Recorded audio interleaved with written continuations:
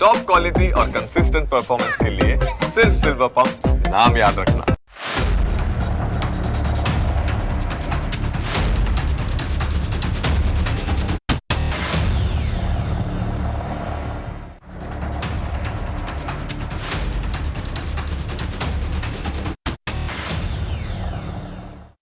પાકિસ્તાનની ધરતી જાણે કે જ્વાળામુખીના મુખ પર બેઠી હોય એવી સ્થિતિ છે.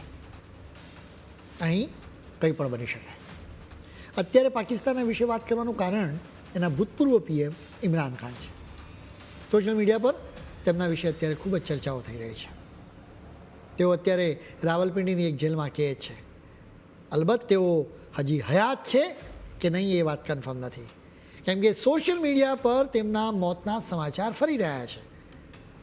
જંગલમાં આગની જેમ આ સમાચાર ફેલાઈ રહ્યા છે. આવી અફવા ફેલાવાનું કારણ એક્સ પર અફઘાનિસ્તાન ટાઈમ્સ નામના એક હેન્ડલ પર છાપવામાં આવેલી એક ખબર છે. આ જ હેન્ડલ પર એક પોસ્ટ મૂકવામાં આવી, જેમાં લખવામાં આવ્યું કે પીટીઆઈના અધ્યક્ષ ઇમરાન ખાનની રહસ્યમય રીતે હત્યા કરવામાં આવી છે. રાવલપિંડીની અદિયાલા જેલમાં ઇમરાનની હત્યા કરવામાં આવી હોવાનું જોરશોરથી ચર્ચાઈ રહ્યું છે. જોકે હજુ સુધી કોઈ ન્યૂઝ એજન્સી કે પાકિસ્તાનની સરકાર દ્વારા આ દાવા વિશે મગનું નામ મરી પાડવામાં આવ્યું નથી. હવે આ અફવા ક્યારે અને કેવી રીતે શરૂ થઈ એની વાત કરવી જરૂરી છે. વાત એમ છે કે ઇમરાનના પરિવારના સભ્યો તેમને મળવા માટે જેલમાં જતા રહેતા હોય છે. જોકે આ વખતે ઇમરાનને મળવા માટે તેમને છૂટ ન આપવામાં આવી. મંગળવાર રાતની જ આ વાત છે.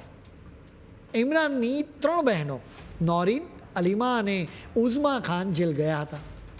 અહીં તેમની જેલની બહાર ડસરીને ભગાડી દેવામાં આવ્યા. તેમની સાથે મારપીટ પણ કરવામાં આવી. આ 3 બહેનો જેલની બહાર ઇમરાનને મળવા દેવાની માંગણી સાથે બેઠી હતી.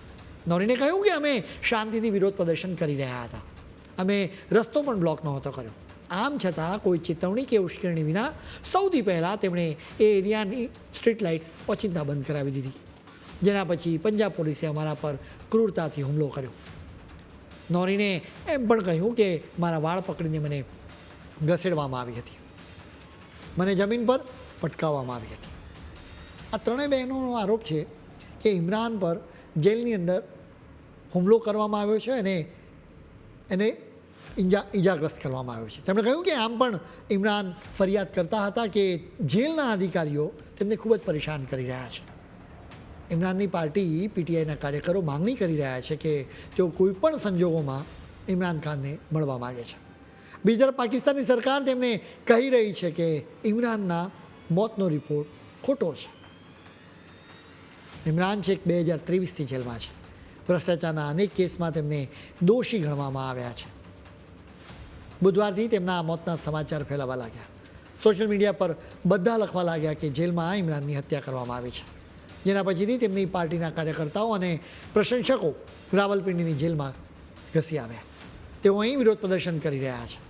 કેટલાક લોકો તો એક વિડીયો પણ વાયરલ કરી રહ્યા છે, જેમાં ઇમરાન સ્ટ્રેચર પર જોવા મળી રહ્યા છે. જોકે આ વિડીયો ફેક હોવાના ચાન્સીસ વધારે છે. ઇમરાન ખાનની સાથે જેલમાં ખરાબ વર્તાવ કરવામાં આવી રહ્યો છે. આવી વાત અનેક વખત બહાર આવતી રહી છે. ઇમરાને જુલાઈમાં તેમની પાર્ટીના સભ્યો સુધી સંદેશો પહોંચાડ્યો હતો. તેમણે કહ્યું હતું કે જો તેમને કંઈ પણ થાય તો સેનાના ચીફ ફિલ્ડ માર્શલ અસીમ મુનીરને જવાબદાર ગણજો.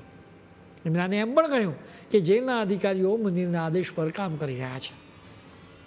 ઇમરાન ખાન પર નવેમ્બર 2022માં પણ જીવલેણ હુમલો કરવામાં આવ્યો હતો.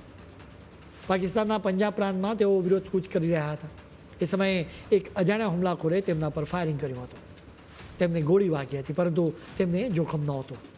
હવે તેમના પર જેલમાં જીવલેણ હુમલો કરવામાં આવ્યો હોવાનું કહેવામાં આવી રહ્યું છે. હજી સુધી કન્ફર્મ નથી કે ઇમરાન ખાન માર્યા ગયા છે કે નહીં. જોકે પાકિસ્તાનમાં નેતાઓની હત્યાઓનો ઇતિહાસ રહ્યો છે. વર્ષ 2007માં રાવલપિંડીમાં એક ચૂંટણી રેલી પછી થયેલા હુમલામાં પીએમ બેનજીર ભુટ્ટોની હત્યા કરવામાં આવી હતી. તેમના મોતના થોડાક મહિના પહેલાં જ કરાચીમાં તેમના પર આત્મઘાતી હુમલો પણ કરવામાં આવ્યો હતો, જેમાં તેઓ માંડ બચ્યા હતા. એ સિવાય પણ બીજા કેટલાક નેતાઓની પણ હત્યાઓ થઈ છે. બલકે 1951માં પાકિસ્તાનના પહેલા પીએમ લિયાકત અલી ખાનને પણ રાવલપિંડીમાં જ ગોળી મારવામાં આવી હતી. પાકિસ્તાનમાં અત્યારે અસ્થિરતાનો માહોલ છે, જેના લીધે ક્યારેક કોના જીવન પર ફૂલ સ્ટોપ મુકાઈ જાય એ ન કહી શકાય.